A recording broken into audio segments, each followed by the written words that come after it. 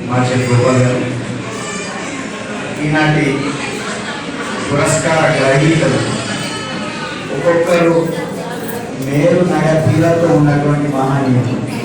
నిజంగా అటువంటి వాళ్ళ మధ్య ఉద్దకుల మధ్య పేదల ఉన్నతరమైనట్టు నేనే గుర్తించుకొని కూర్చుంటున్నాను.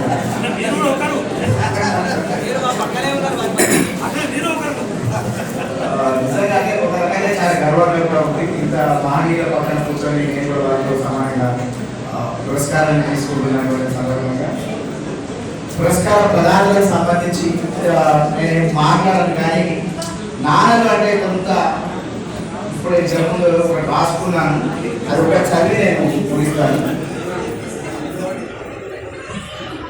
నాన్నంటే గాంభీర్యం ఘనీభవించిన మేరునగ తీరత్వం.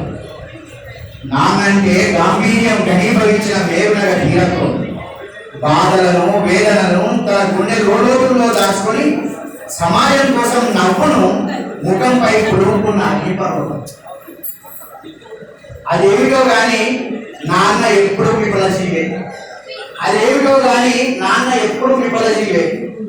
బతుకు చెట్కాబాడిలో తానే ఓ గ్రామవేదిగా మారి కుటుంబాన్ని ఒక గమ్యస్థానానికి చేర్చడంలో తాను ఎప్పుడూ ఒక విఫలజీవే. ఒక తండ్రిగా, ఒక భర్తగా, ఒక కుటుంబ పోషకుడిగా నాన్న ఎప్పుడూ ఒంటరి. ఒక అసమర్థుని జీవయాత్రలా తన జీవితాన్ని సాగిస్తూనే ఉంటాడు. అదే ప్రపంచమై భ్రమిస్తూనే ఉంటాడు. ఈ నాన్న ఎప్పుడు ఇంతే అన్న కొడుకు, ఈ నాన్న ఎప్పుడు ఇంతే అన్న కొడుకు ఈసడింపులను, నాన్న అసలు నువ్వు వినవా అన్న కూతురి పలకరింపులను తన చిరువుల బనీల్లో దాచుకొని బాధల్లోనే మురిసిపోయే నాన్న ఎప్పుడూ వెనుకబడే ఉన్నాడు. అంతటా అన్నిట్లో నాన్న వెనుకబడే ఉన్నాడు. కానీ కరీంనగర్లో మాత్రం ఎందుకో నాన్నలు ముందే ఉన్నాడు.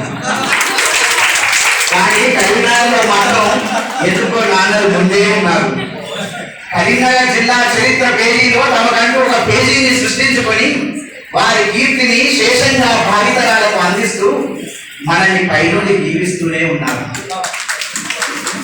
ఇది కొడుకుల సౌజన్యమో లేదా నాన్నల పూర్వజన్మ పుణ్యఫలమో కానీ కరీంనగర్లో నాన్నలు ముందుకు దూసుకు వెళ్తూనే ఉన్నారు.